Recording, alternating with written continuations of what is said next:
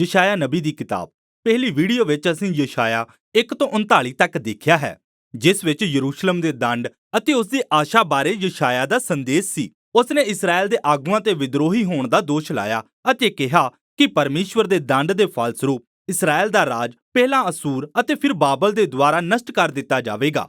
ਅਤੇ ਇਸ ਤਰ੍ਹਾਂ ਅਧਿਆਇ 39 ਦਾ ਅੰਤ ਯਸ਼ਾਇਆ ਦੁਆਰਾ ਯਰੂਸ਼ਲਮ ਅਤੇ ਬਾਬਲ ਦੁਆਰਾ ਅਧਿਕਾਰ ਕੀਤੇ ਜਾਣ ਅਤੇ ਗੁਲਾਮੀ ਦੀ ਭਵਿੱਖਬਾਣੀ ਨਾਲ ਹੁੰਦਾ ਹੈ। ਅਤੇ ਯਸ਼ਾਇਆ ਦੇ 100 ਸਾਲ ਬਾਅਦ ਇਹ ਦੁਖਦਾਈ ਘਟਨਾ ਵਾਪਰਦੀ ਹੈ। ਪਰ ਯਸ਼ਾਇਆ ਦੀ ਵੱਡੀ ਆਸ਼ਾ ਇੱਕ ਨਵੇਂ ਪਵਿੱਤਰ ਯਰੂਸ਼ਲਮ ਦੀ ਸੀ, ਜਿੱਥੇ ਭਵਿੱਖ ਦੇ ਮਸੀਹੀ ਰਾਜੇ ਦੁਆਰਾ ਪਰਮੇਸ਼ਵਰ ਦਾ ਰਾਜ ਮੁੜ ਸਥਾਪਿਤ ਕੀਤਾ ਜਾਵੇਗਾ ਅਤੇ ਸਭ ਜਾਤੀਆਂ ਇਕੱਠੀਆਂ ਸ਼ਾਂਤੀ ਵਿੱਚ ਰਹਿਣਗੀਆਂ। ਅਤੇ ਇਸ ਲਈ ਅਧਿਆਇ 40 ਅਤੇ ਉਸ ਦੇ ਬਾਅਦ ਆਉਣ ਵਾਲੇ ਵਚਨ ਇਸੇ ਹੀ ਵੱਡੀ ਆਸ਼ਾ ਦੇ ਵਿਖੇ ਹੈ। ਪਹਿਲਾ ਮੁੱਖ ਭਾਗ 40 ਤੋਂ 48 ਅਧਿਆਏ ਇਸਰਾਏਲ ਦੀ ਆਸ਼ਾ ਅਤੇ ਸ਼ਾਂਤੀ ਦੀ ਘੋਸ਼ਣਾ ਦੇ ਨਾਲ ਆਰੰਭ ਹੁੰਦਾ ਹੈ। ਲੋਕਾਂ ਨੂੰ ਦੱਸਿਆ ਜਾਂਦਾ ਹੈ ਕਿ ਬਾਬਲ ਦੀ ਗੁਲਾਮੀ ਖਤਮ ਹੋ ਗਈ ਹੈ ਅਤੇ ਇਸਰਾਏਲ ਦੇ ਪਾਪ ਨਾਲ ਨਜਿੱਠਿਆ ਜਾ ਚੁੱਕਾ ਹੈ ਅਤੇ ਇੱਕ ਨਵਾਂ ਯੁੱਗ ਸ਼ੁਰੂ ਹੋ ਗਿਆ ਹੈ। ਇਸ ਲਈ ਉਹਨਾਂ ਸਭਨਾਂ ਨੂੰ ਯਰੂਸ਼ਲਮ ਵਾਪਿਸ ਜਾਣਾ ਚਾਹੀਦਾ ਹੈ, ਜਿੱਥੇ ਪਰਮੇਸ਼ਵਰ ਖੁਦ ਆਪਣਾ ਰਾਜ ਸਥਾਪਿਤ ਕਰੇਗਾ ਅਤੇ ਸਭ ਕੌਮਾਂ ਉਸ ਦੀ ਮਹਿਮਾ ਵੇਖਣਗੀਆਂ। ਹੁਣ ਇੱਕ ਪਲ ਦੇ ਲਈ ਰੁਕੋ, ਕਿਉਂਕਿ ਸ਼ੁਰੂਆਤੀ ਘੋਸ਼ਣਾ ਇੱਕ ਵੱਡਾ ਸਵਾਲ ਖੜਾ ਕਰਦੀ ਹੈ ਕਿ ਇਹ ਸਭ ਕੌਣ ਕਹਿ ਰਿਹਾ ਹੈ। ਆਸ਼ਾ ਦੇ ਇਹਨਾਂ ਸ਼ਬਦਾਂ ਵਿੱਚ ਅਸੀਂ ਕਿਸ ਦੀ ਆਵਾਜ਼ ਸੁਣ ਰਹੇ ਹਾਂ? ਇਹਨਾਂ ਅਧਿਆਵਾਂ ਵਿੱਚ ਨਬੀ ਦੇ ਦ੍ਰਿਸ਼ਟੀਕੋਣ ਤੋਂ ਇਹ ਕੋਈ ਅਜਿਹਾ ਵਿਅਕਤੀ ਹੈ ਜੋ ਗੁਲਾਮੀ ਦੇ ਖਤਮ ਹੋਣ ਤੋਂ ਬਾਅਦ ਦਾ ਹੈ। ਦੂਸਰੇ ਸ਼ਬਦਾਂ ਵਿੱਚ ਉਹ ਅਜਰਾ ਅਤੇ ਨਹਮੀਆ ਦੁਆਰਾ ਦੱਸੇ ਗਏ ਸਮਿਆਂ ਦਾ ਹੈ। ਪਰ ਇਹ ਸਭ ਹੋਣ ਤੋਂ 150 ਸਾਲ ਪਹਿਲਾਂ ਯਸ਼ਾਇਆ ਦੀ ਮੌਤ ਹੋ ਗਈ ਸੀ।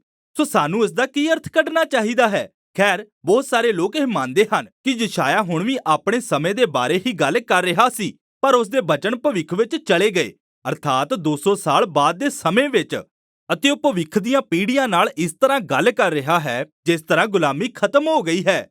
ਪਰੰਤੂ ਯਸ਼ਾਇਆ ਦੀ ਕਿਤਾਬ ਆਪ ਹੀ ਸਾਨੂੰ ਕੁਝ ਸੰਕੇਤ ਦਿੰਦੀ ਹੈ ਕਿ ਸ਼ਾਇਦ ਕੁਝ ਹੋਰ ਚੱਲ ਰਿਹਾ ਹੈ। ਅਧਿਆਇ 8 ਅਤੇ 29 ਅਤੇ 30 ਵਿੱਚ ਸਾਨੂੰ ਦੱਸਿਆ ਗਿਆ ਹੈ ਕਿ ਜਦੋਂ ਇਸਰਾਏਲ ਦੇ ਆਗੂਆਂ ਨੇ ਯਸ਼ਾਇਆ ਨੂੰ ਰੱਦ ਕਰ ਦਿੱਤਾ, ਉਸਨੇ ਦੰਡ ਅਤੇ ਆਸ਼ਾ ਦੇ ਆਪਣੇ ਸਭ ਸੰਦੇਸ਼ਾਂ ਨੂੰ ਕਿਤਾਬ ਵਿੱਚ ਲਿਖਿਆ ਅਤੇ ਸੀਲਬੰਦ ਕਰ ਦਿੱਤਾ ਅਤੇ ਉਸਨੇ ਇਹਨਾਂ ਨੂੰ ਆਪਣੇ ਚੇਲਿਆਂ ਨੂੰ ਦੇ ਦਿੱਤਾ ਤਾਂ ਕਿ ਉਹ ਆਉਣ ਵਾਲੇ ਸਮਿਆਂ ਵਿੱਚ ਗਵਾਹ ਹੋਣ। ਆਖਿਰਕਾਰ ਪਰਮੇਸ਼ਵਰ ਦੁਆਰਾ ਆਪਣੇ ਬਚਨਾਂ ਦੇ ਪੂਰੇ ਹੋਣ ਦੀ ਉਡੀਕ ਕਰਦੇ ਹੋਏ ਯਸ਼ਾਇਆ ਦੀ ਮੌਤ ਹੋ ਗਈ। ਹੁਣ ਯਾਦ ਰੱਖੋ, ਅਧਿਆਇ 1 ਤੋਂ 39 ਦੀ ਰਚਨਾ ਸਾਨੂੰ ਇਹ ਦਿਖਾਉਣ ਲਈ ਕੀਤੀ ਗਈ ਸੀ ਕਿ ਦੰਡ ਦੇ ਬਾਰੇ ਯਸ਼ਾਇਆ ਦੀਆਂ ਭਵਿੱਖਬਾਣੀਆਂ ਗੁਲਾਮੀ ਦੇ ਨਾਲ ਪੂਰੀਆਂ ਹੋ ਚੁੱਕੀਆਂ ਸਨ।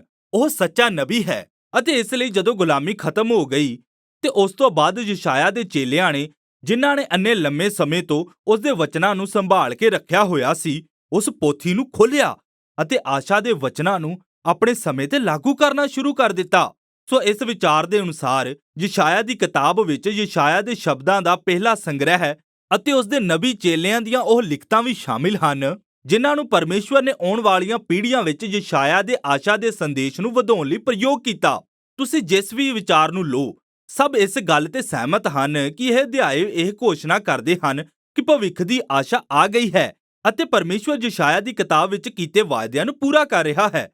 ਅਤੇ ਇਸ ਲਈ ਨਬੀ ਆਸ਼ਾ ਕਰਦਾ ਹੈ ਕਿ ਇਸਰਾਏਲ ਪਰਮੇਸ਼ਵਰ ਦਾ ਸੇਵਕ ਬਣ ਕੇ ਜਵਾਬ ਦੇਵੇਗਾ।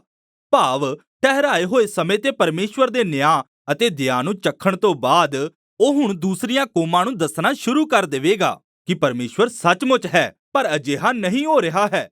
ਇਸਰਾਏਲ ਗੈਰ ਕੌਮਾਂ ਨੂੰ ਸੱਚਾਈ ਦੱਸਣ ਦੀ ਬਜਾਏ ਸ਼ਿਕਾਇਤ ਕਰ ਰਿਹਾ ਹੈ ਅਤੇ ਪਰਮੇਸ਼ਵਰ ਉੱਤੇ ਦੋਸ਼ ਵੀ ਲਗਾ ਰਿਹਾ ਹੈ। ਉਹ ਕਹਿੰਦੇ ਹਨ ਕਿ ਪਰਮੇਸ਼ਵਰ ਸਾਡੀਆਂ ਮੁਸ਼ਕਲਾਂ ਵੱਲ ਧਿਆਨ ਨਹੀਂ ਦਿੰਦਾ ਹੈ। ਅਸਲ ਵਿੱਚ ਉਹ ਸਾਡੇ ਪੱਖ ਨੂੰ ਨਜ਼ਰ-ਅੰਦਾਜ਼ ਕਰ ਰਿਹਾ ਹੈ। ਬਾਬਲ ਦੀ ਗੁਲਾਮੀ ਦੇ ਕਾਰਨ ਸ਼ਾਇਦ ਇਸਰਾਏਲ ਦਾ ਵਿਸ਼ਵਾਸ ਆਪਣੇ ਪਰਮੇਸ਼ਵਰ ਤੇ ਡਗਮਗਾਉਣ ਲੱਗਾ ਸੀ। ਮੇਰਾ ਮਤਲਬ, ਸ਼ਾਇਦ ਉਹ ਇੰਨਾ ਸ਼ਕਤੀਸ਼ਾਲੀ ਨਹੀਂ ਹੈ।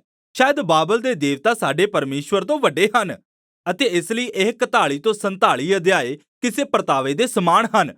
ਪਰਮੇਸ਼ਵਰ ਇਹਨਾਂ ਤਰਕਾਂ ਦੇ ਨਾਲ ਸਾਰੇ ਸ਼ੱਕ ਅਤੇ ਆਰੋਪਾਂ ਦਾ ਜਵਾਬ ਦਿੰਦਾ ਹੈ। ਉਹ ਪਹਿਲਾਂ ਕਹਿੰਦਾ ਹੈ ਕਿ ਬਾਬਲ ਦੀ ਗੁਲਾਮੀ ਪਰਮੇਸ਼ਵਰ ਦੀ ਈਸ਼ਵਰੀ ਅਣਗਹਿਲੀ ਨਹੀਂ ਸੀ, ਬਲਕਿ ਉਹ ਪਰਮੇਸ਼ਵਰ ਦੇ ਦੁਆਰਾ ਇਸਰਾਏਲ ਦੇ ਪਾਪ ਲਈ ਦੰਡ ਦੇ ਫਲਸਰੂਪ ਭੇਜੀ ਗਈ ਸੀ। ਅਤੇ ਦੂਸਰਾ ਇਹ ਕਿ ਇਸਰਾਏਲ ਦੀ ਖਾਤਿਰ ਪਰਮੇਸ਼ਵਰ ਨੇ ਬਾਬਲ ਨੂੰ ਜਿੱਤਣ ਲਈ ਫਾਰਸ ਦੇ ਰਾਜੇ ਨੂੰ ਉਠਾਇਆ ਤਾਂ ਕਿ ਉਹ ਘਰ ਵਾਪਿਸ ਆ ਸਕਣ ਅਤੇ ਯਸ਼ਾਇਆ ਦੇ ਵਚਨ ਪੂਰੇ ਹੋਣ। ਸੋ ਇਸਰਾਏਲ ਨੂੰ ਸਹੀ ਸਿੱਟਾ ਕੱਢਣਾ ਚਾਹੀਦਾ ਹੈ ਕਿ ਉਹਨਾਂ ਦਾ ਪਰਮੇਸ਼ਵਰ ਗੈਰ ਜਾਤੀਆਂ ਦੀਆਂ ਮੂਰਤੀਆਂ ਨਹੀਂ, ਸਗੋਂ ਯੁੱਗਾਂ-ਯੁੱਗਾਂ ਦਾ ਰਾਜਾ ਹੈ। ਬਾਬਲ ਦੇ ਪਤਨ ਅਤੇ ਫਾਰਸ ਦੇ ਰਾਜਾ ਖੋਰਸ ਦੇ ਉਭਾਰ ਵਿੱਚ ਇਸਰਾਏਲ ਨੂੰ ਪਰਮੇਸ਼ਵਰ ਦੇ ਹੱਥ ਨੂੰ ਕੰਮ ਕਰਦੇ ਦੇਖਣਾ ਚਾਹੀਦਾ ਹੈ ਅਤੇ ਇਸ ਪ੍ਰਕਾਰ ਉਹ ਉਸ ਦਾ ਸੇਵਕ ਬਣੇ ਅਤੇ ਸਭ ਕੌਮਾਂ ਨੂੰ ਦੱਸੇ ਕਿ ਪਰਮੇਸ਼ਵਰ ਕੌਣ ਹੈ।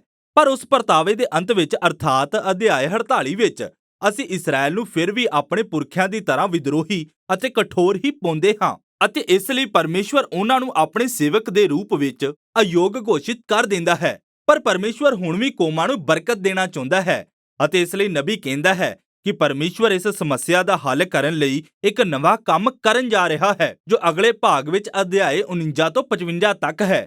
ਸਾਡੀ ਜਾਣ ਪਛਾਣ ਇਸ ਤਰ੍ਹਾਂ ਦੇ ਵਿਅਕਤੀ ਨਾਲ ਹੁੰਦੀ ਹੈ ਜਿਸ ਨੂੰ ਪਰਮੇਸ਼ਵਰ ਦਾ ਸੇਵਕ ਕਿਹਾ ਗਿਆ ਹੈ, ਜੋ ਪਰਮੇਸ਼ਵਰ ਦੇ ਕੰਮ ਨੂੰ ਪੂਰਾ ਕਰਨ ਜਾ ਰਿਹਾ ਹੈ ਅਤੇ ਉਹ ਉਸ ਕੰਮ ਨੂੰ ਪੂਰਾ ਕਰੇਗਾ ਜਿਸ ਨੂੰ ਇਸਰਾਏਲ ਕਰਨ ਵਿੱਚ ਅਸਫਲ ਰਿਹਾ ਹੈ। ਪਰਮੇਸ਼ਵਰ ਇਸ ਸੇਵਕ ਨੂੰ ਇਸਰਾਏਲ ਦਾ ਨਾਮ ਦਿੰਦਾ ਹੈ ਅਤੇ ਇਸ ਵਿਅਕਤੀ ਨੂੰ ਵਿਸ਼ੇਸ਼ ਕੰਮ ਤੇ ਭੇਜਦਾ ਹੈ। ਸਭ ਤੋਂ ਪਹਿਲਾਂ ਇਸਰਾਏਲ ਦੇ ਲੋਕਾਂ ਨੂੰ ਆਪਣੇ ਪਰਮੇਸ਼ਵਰ ਦੇ ਨਾਲ ਮੁੜ ਬਹਾਲ ਕਰਨਾ, ਪਰ ਦੂਸਰਾ ਇਹ ਕਿ ਸਭ ਕੌਮਾਂ ਦੇ ਲਈ ਪਰਮੇਸ਼ਵਰ ਦਾ ਚਾਨਣ ਬਣਨਾ। ਅਤੇ ਸਾਨੂੰ ਦੱਸਿਆ ਗਿਆ ਹੈ ਕਿ ਇਸ ਸੇਵਕ ਨੂੰ ਸ਼ੁਭ ਸਮਾਚਾਰ ਦੀ ਘੋਸ਼ਣਾ ਕਰਨ ਅਤੇ ਸਭ ਕੌਮਾਂ ਤੇ ਪਰਮੇਸ਼ਵਰ ਦਾ ਰਾਜ ਲਿਆਉਣ ਲਈ ਪਰਮੇਸ਼ਵਰ ਦੇ ਆਤਮਾ ਦੁਆਰਾ ਬਖਸ਼ਿਆ ਜਾਵੇਗਾ। ਇਹ ਅਧਿਆਇ 9 ਅਤੇ 11 ਦੇ ਮਸੀਹ ਰਾਜਾ ਵਾਂਗ ਲੱਗਦਾ ਹੈ, ਪਰ ਫਿਰ ਅਸੀਂ ਹੈਰਾਨੀਜਨਕ ਤਰੀਕੇ ਨਾਲ ਵੇਖਦੇ ਹਾਂ ਕਿ ਸੇਵਕ ਕਿਸ ਤਰ੍ਹਾਂ ਪਰਮੇਸ਼ਵਰ ਦੇ ਰਾਜ ਨੂੰ ਲਿਆਵੇਗਾ। ਉਸ ਨੂੰ ਰੱਦ ਕਰ ਦਿੱਤਾ ਜਾਵੇਗਾ ਅਤੇ ਮਾਰਿਆ ਜਾਵੇਗਾ ਅਤੇ ਆਖਿਰਕਾਰ ਉਸ ਨੂੰ ਆਪਣੇ ਹੀ ਲੋਕ ਮਾਰ ਸੁੱਟਣਗੇ।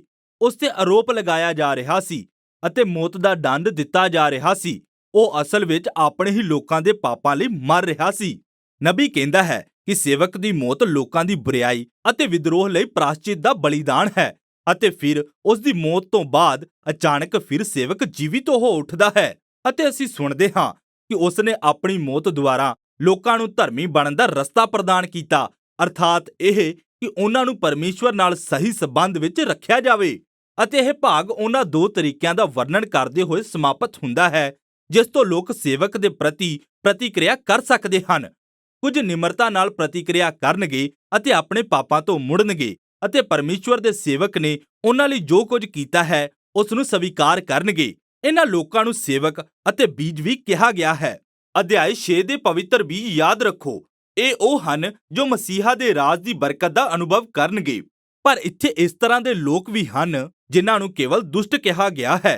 ਉਹ ਸੇਵਕ ਅਤੇ ਉਸ ਦੇ ਸੇਵਕਾਂ ਦੋਨਾਂ ਨੂੰ ਰੱਦ ਕਰ ਦੇਣਗੇ ਅਤੇ ਇਹ ਸਾਨੂੰ ਕਿਤਾਬ ਦੇ ਅੰਤਿਮ ਭਾਗ ਵਿੱਚ ਲਿਆਉਂਦਾ ਹੈ 56 ਤੋਂ 66 ਤੱਕ, ਜਿੱਥੇ ਸੇਵਕ ਪਰਮੇਸ਼ਵਰ ਦੇ ਰਾਜ ਦੇ ਉੱਤਰਾਧਿਕਾਰੀ ਹੁੰਦੇ ਹਨ।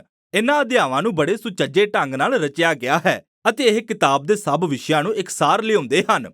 ਇਸ ਦੇ ਠੀਕ ਵਿਚਕਾਰ 3 ਖੂਬਸੂਰਤ ਕਵਿਤਾਵਾਂ ਹਨ ਜੋ ਦੱਸਦੀਆਂ ਹਨ ਕਿ ਕਿਸ ਤਰ੍ਹਾਂ ਆਤਮਾ ਦੁਆਰਾ ਭਰਿਆ ਸੇਵਕ ਗਰੀਬਾਂ ਨੂੰ ਪਰਮੇਸ਼ਵਰ ਦੇ ਰਾਜ ਦਾ ਸ਼ੁਭ ਸਮਾਚਾਰ ਦਿੰਦਾ ਹੈ ਅਤੇ ਉਹ ਕਿਤਾਬ ਦੇ ਪਹਿਲੇ ਵਿੱਚ ਦਿੱਤੇ ਵਾਅਦਿਆਂ ਦੀ ਆਸ ਦੀ ਪੁਸ਼ਟੀ ਕਰਦਾ ਹੈ। ਪਰਮੇਸ਼ਵਰ ਦੇ ਸੇਵਕਾਂ ਦੁਆਰਾ ਨਵਾਂ ਯਰੂਸ਼ਲਮ ਵਸਾਇਆ ਜਾਵੇਗਾ ਅਤੇ ਉਹ ਇਸ ਤਰ੍ਹਾਂ ਦਾ ਸਥਾਨ ਹੋਵੇਗਾ ਜਿੱਥੇ ਪਰਮੇਸ਼ਵਰ ਦਾ ਨਿਆਂ ਅਤੇ ਦਇਆ ਅਤੇ ਬਰਕਤ ਦੁਨੀਆ ਦੀਆਂ ਸਭ ਕੌਮਾਂ ਦੇ ਲਈ ਵਹਿ ਨਿਕਲੇਗੀ। ਅਤੇ ਇਹਨਾਂ ਕਵਿਤਾਵਾਂ ਨੂੰ ਤੋਬਾ ਦੀਆਂ 2 ਲੰਬੀਆਂ ਪ੍ਰਾਰਥਨਾਵਾਂ ਨਾਲ ਘੇਰਿਆ ਹੋਇਆ ਹੈ, ਜਿੱਥੇ ਸੇਵਕ ਇਸਰਾਏਲ ਦੇ ਪਾਪ ਦਾ ਇਕਰਾਰ ਕਰਦੇ ਹਨ ਅਤੇ ਆਪਣੇ ਆਲੇ ਦੁਆਲੇ ਦੀ ਦੁਨੀਆ ਵਿੱਚ ਦੇਖੀ ਗਈ ਸਭ ਬੁਰਾਈ ਤੇ ਵਿਰਲਾਪ ਕਰਦੇ ਹਨ ਅਤੇ ਉਹ ਪਰਮੇਸ਼ਵਰ ਨੂੰ ਉਹਨਾਂ ਨੂੰ ਮਾਫ ਕਰਨ ਦੀ ਬੇਨਤੀ ਕਰਦੇ ਹਨ ਅਤੇ ਇਹ ਕਿ ਉਸ ਦਾ ਰਾਜ ਜਿਸ ਤਰ੍ਹਾਂ ਸਵਰਗ ਵਿੱਚ ਹੈ ਧਰਤੀ ਤੇ ਵੀ ਆਵੇ। ਹੁਣ ਇਹਨਾਂ ਪ੍ਰਾਰਥਨਾਵਾਂ ਦੇ ਨਾਲ ਹੋਰ ਵੀ ਕਵਿਤਾਵਾਂ ਦਾ ਸੰਗ੍ਰਹਿ ਹੈ ਜੋ ਸੇਵਕਾਂ ਦੇ ਕੰਮਾਂ ਦੀ ਤੁਲਨਾ ਉਹਨਾਂ ਦੁਸ਼ਟਾਂ ਨਾਲ ਕਰਦੀ ਹੈ ਜੋ ਉਹਨਾਂ ਨੂੰ ਸਤਾਉਂਦੇ ਹਨ।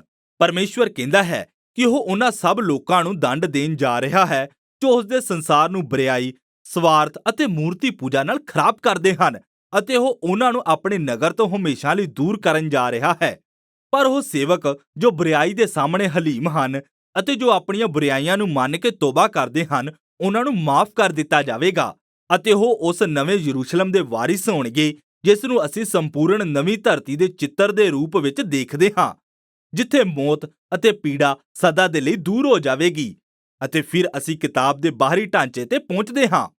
ਪਰਮੇਸ਼ਵਰ ਦੇ ਰਾਜ ਦੇ ਨਵੇਂ ਸੰਸਾਰ ਵਿੱਚ ਸਭ ਕੌਮਾਂ ਦੇ ਲੋਕਾਂ ਨੂੰ ਆਉਣ ਅਤੇ ਪਰਮੇਸ਼ਵਰ ਦੇ ਪਰਿਵਾਰ ਦੇ ਸੇਵਕਾਂ ਦੇ ਨਾਲ ਸ਼ਾਮਿਲ ਹੋਣ ਦੇ ਲਈ ਸੱਦਾ ਦਿੱਤਾ ਜਾਵੇਗਾ, ਤਾਂ ਜੋ ਹਰ ਇੱਕ ਜਨ ਆਪਣੇ ਸਿਰਜਣਹਾਰ ਅਤੇ ਮੁਕਤੀਦਾਤੇ ਨੂੰ ਜਾਣ ਸਕੇ। ਅਤੇ ਇਸ ਪ੍ਰਕਾਰ ਯਸ਼ਾਇਆ ਦੀ ਕਿਤਾਬ ਪਰਮੇਸ਼ਵਰ ਦੇ ਨੇਮ ਦੇ ਸਭ ਵਾਅਦਿਆਂ ਦੇ ਪੂਰੇ ਹੋਣ ਦੇ ਵੱਡੇ ਦਰਸ਼ਨ ਦੇ ਨਾਲ ਸਮਾਪਤ ਹੁੰਦੀ ਹੈ। ਦੁੱਖ ਸਹਿਣ ਵਾਲੇ ਸੇਵਕ ਰਾਜਾ ਦੇ ਦੁਆਰਾ ਪਰਮੇਸ਼ਵਰ ਸਭ ਕੌਮਾਂ ਨੂੰ ਨੇਮ ਵਿੱਚ ਇੱਕ ਪਰਿਵਾਰ ਬਣਾਉਂਦਾ ਹੈ ਜੋ ਨਵੀਂ ਆਸ਼ਾ ਦੀ ਉਡੀਕ ਕਰਦੇ ਹਨ, ਜਦੋਂ ਪਰਮੇਸ਼ਵਰ ਦਾ ਰਾਜ ਜੋ ਸਵਰਗ ਵਿੱਚ ਹੈ ਆਖਿਰਕਾਰ ਧਰਤੀ ਤੇ ਆ ਜਾਵੇਗਾ ਅਤੇ ਇਹ ਯਸ਼ਾਇਆ ਦੀ ਕਿਤਾਬ ਦੀ ਵੱਡੀ ਦ੍ਰਿੜ ਆਸ਼ਾ ਹੈ।